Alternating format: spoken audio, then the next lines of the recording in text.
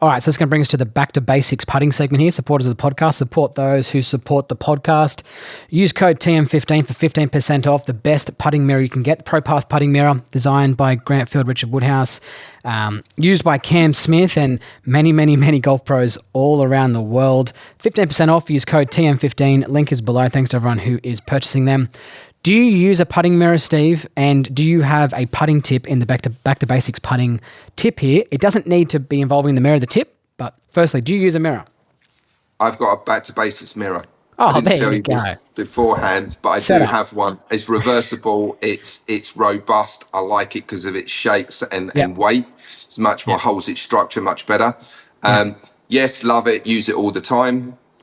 And a drill that I would use as something that the player can use. Obviously, you've got the T spaces for length of stroke. I use if ever I get them on the mirror to start with their eye lines and postural lines, making sure their eyes are over where they need to because their spine shape is allowing that to sit level. And they're not leaning, doing these all sorts of funky stuff that you see some recreational golfers try to putt like, or over there, lining them up, etc.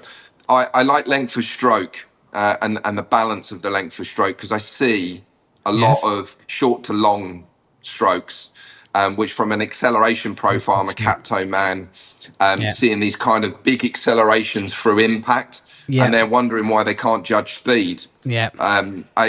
So I would use a sleeve of golf balls if you've not got a mirror, but a sleeve of golf balls to the side, to the right of the ball, a sleeve of the golf balls to the left of the ball, put 2 tees in the ground and make sure your stroke is balanced and measure how far that goes. And then you've got that distance to work with all day. Love that. You and Jake Firm are good friends, I think, because he's very similar.